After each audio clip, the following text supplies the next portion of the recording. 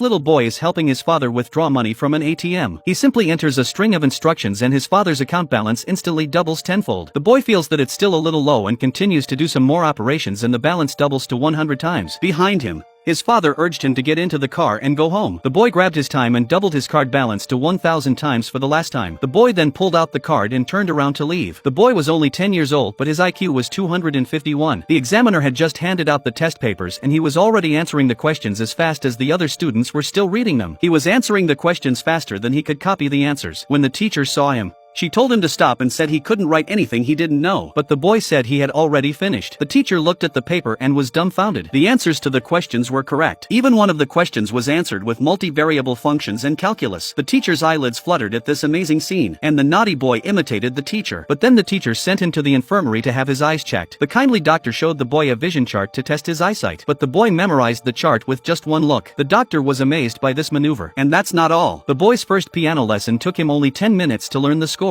He could even play Beethoven's Nocturne with ease. The mother was very pleased, but the boy wasn't her own. He was checked out of the mountains. That day 2 old men found a little boy in the mountains. The boy only knew his name and nothing else. He didn't even know how he got there. So the kind old man brought John to the town and sent him to the orphanage. The doctors found that the boy's physical condition was normal, but he had lost some of his memory. He didn't know who his parents were or where he lived. So the director had to let him stay in the orphanage for a while. It so happened that a couple in the town had no children, so they adopted John back. The couple was overjoyed. A woman has always wanted a child of her own to give vent to her pent-up maternal love, and now she got what she'd wanted for so many years. And so John began a new life in the town. But the good times didn't last long, as 2 uninvited guests came to the house that day. This couple claimed to be John's real parents, and then they brought out pictures of John as a child. As much as they all miss each other, children always go back to their biological parents. Who would have guessed that they weren't John's real parents, but rather John's researchers? They then took John on a plane to a research facility.